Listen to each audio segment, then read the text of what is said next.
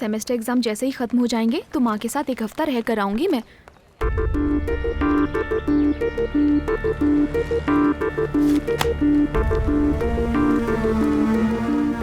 तुम मेरे साथ ऐसा क्यों कर रहे हो? क्या तुम्हें मुझ पर जरा सी भी दया नहीं आती? मेरे मामा जी ने मुझे गलत समझा।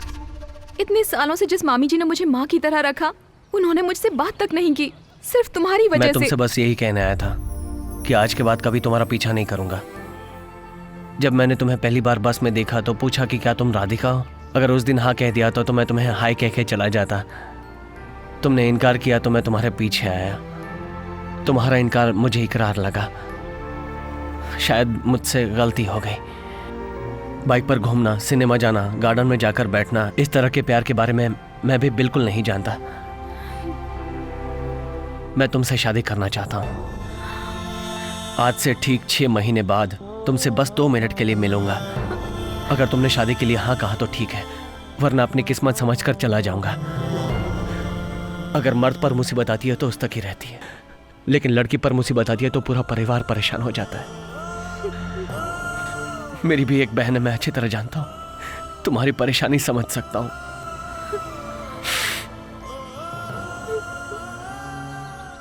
तुम्हें रेस्टोरेंट में बुलाना मेरी गलती थी।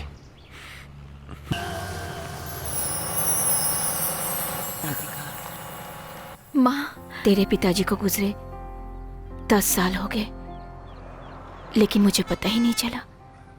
10 साल 10 मिनट की तरह चले गए।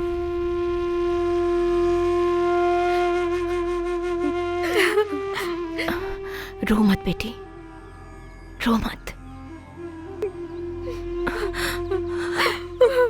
क्यों रो रही हो तुम लोग? मेरा बेटा मर गया इसलिए? नहीं बेटा, तू मेरी पोती नहीं, मेरा पोता है।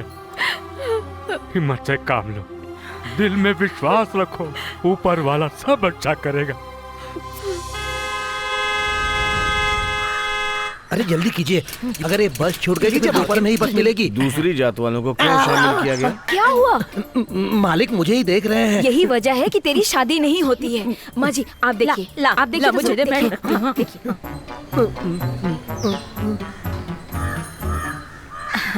क्यों भगवान, यहाँ क्या चल रहा है? बिल्ली बैठी है, कुत्ता चल रहा है, मैं चल रही हूँ, आप चल रहे हैं। वो सब तो ठीक है, ये मुसद्दी की मछली करी को लेकर यहाँ वहाँ चल रहा है ना, वो क्या बात है? क्या मछली की अरे करी? रे रे। ओ क्या है?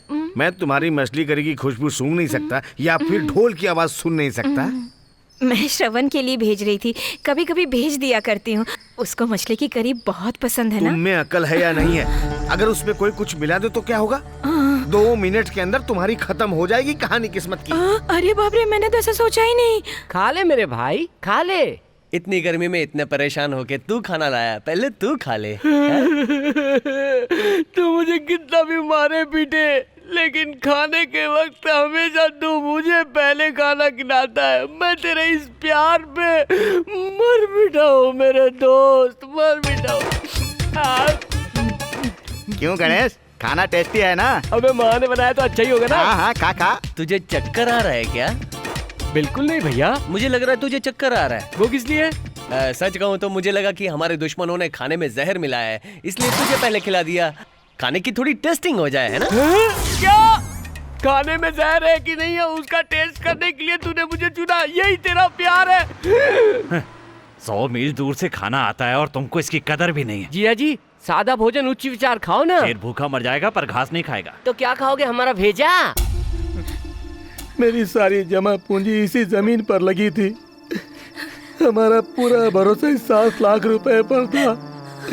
इस नोटिस को देख कर लग रहा है जैसे सब कुछ खत्म हो गया।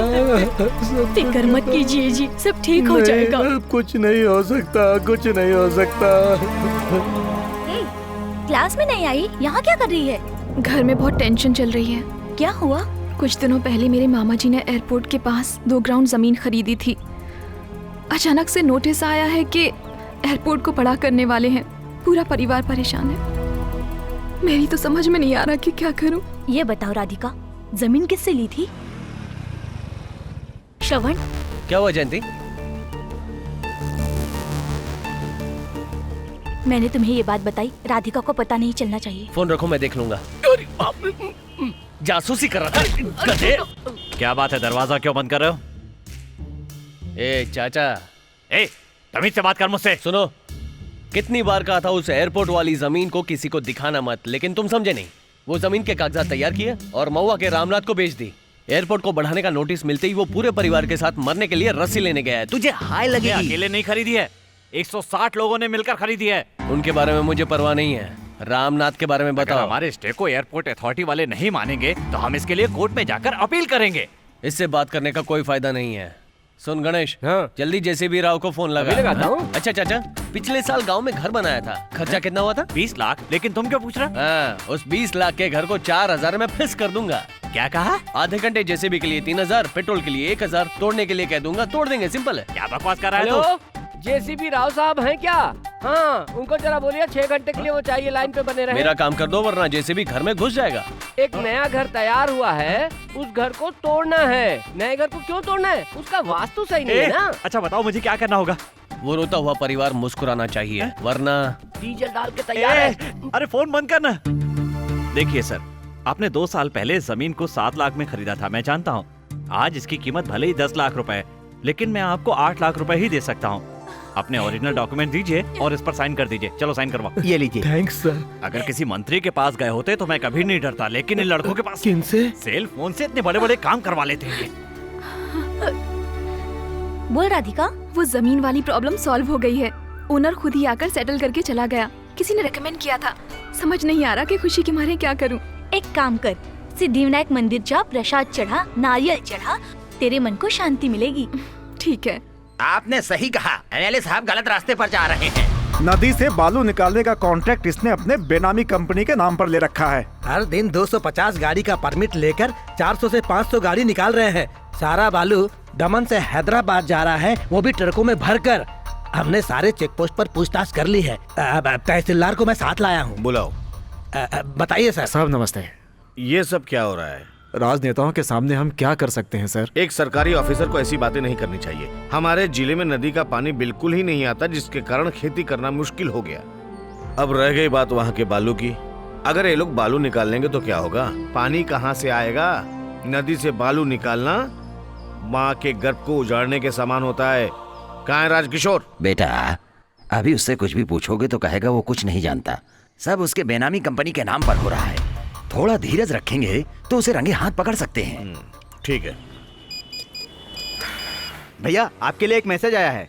क्या है? P फॉर पॉकेट मार, T फॉर तड़ीपार, C फॉर चोर, G फॉर गुंडा लिखा है। किसने भेजा है? सेकेंड ईयर का अशोक। कहाँ है अशोक? अशोक कहाँ है? निकल बाहर!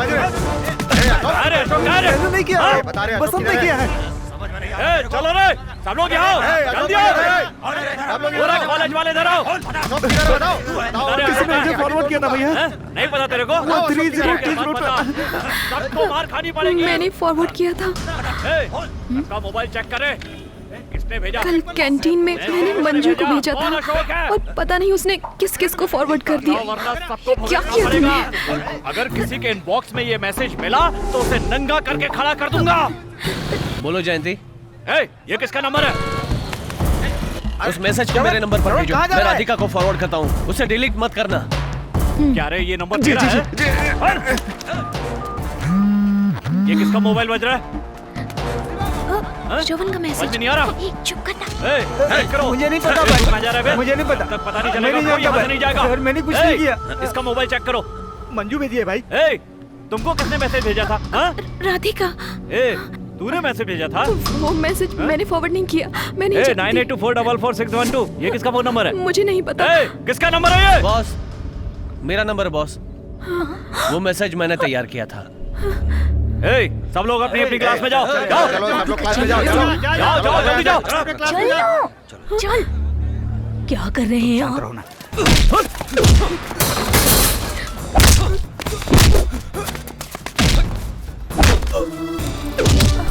चल ना। मैं अभी जाकर सच बता देती हूँ। तू जाकर सच बताएगी ना तो और परेशानी बढ़ जाएगी। चल यहाँ।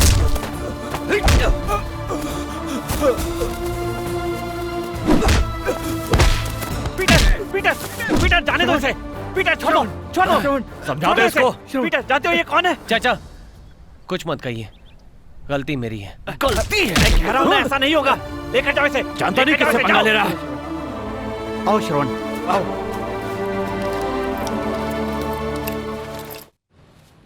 क्यों भैया, उसने तुझे मारा और तू उसे छोड़ देगा? और जीजा जी, तुम भी देखते रहे ना, इस शहर में काम करने से तो अच्छा है कि गांव जाके गाय का गोबर उठाओ, उससे कुछ पुण्य मिलेगा। बकवास बंद कर। मुझसे क्या कह रहा है? इसने बेकार का मैसेज क्यों भेजा? वो तो ऐसे ही मैसेज भेजेगा, पर तुम्हें तो उसको बचाना चाहिए था ना। गणेश, उससे बड़े शांत हो हो कि जा। नहीं? और तू रे कमीने, तू भी खड़े खड़े देख रहा था। चुप कर ना। जले में नमक छिड़कने का काम कर रहा अब था बस तू। भी कर। क्या बस कर, बस कर।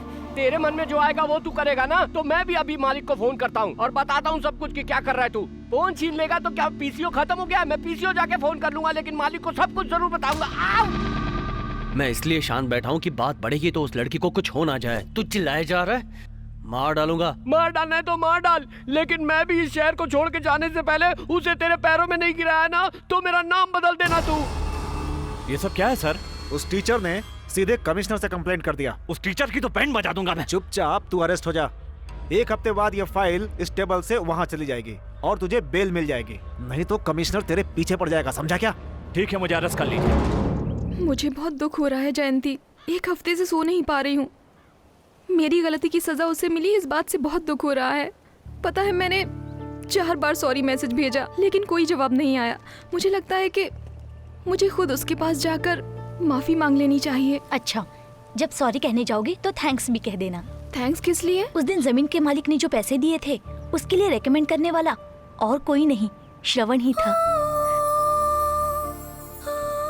उसी ने अपने मालिक से बात करके तुम्हारे पैसे लौटाने का इंतजाम किया।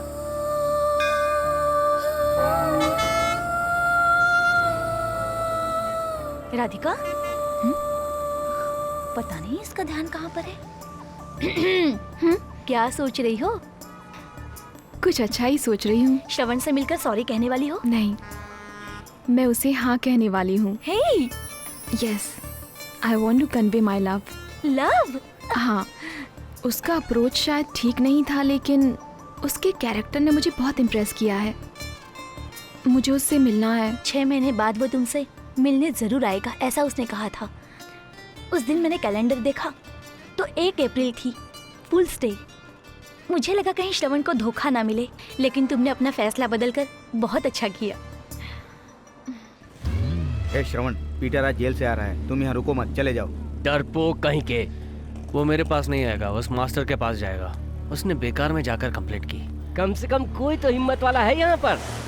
सुन, जाकर देख कॉलेज में क्या हो रहा है। तो वाकई में गुस्से में या लुंगी में कुछ गंदा गंदा कर लिया इसलिए हिल नहीं पा रहा है?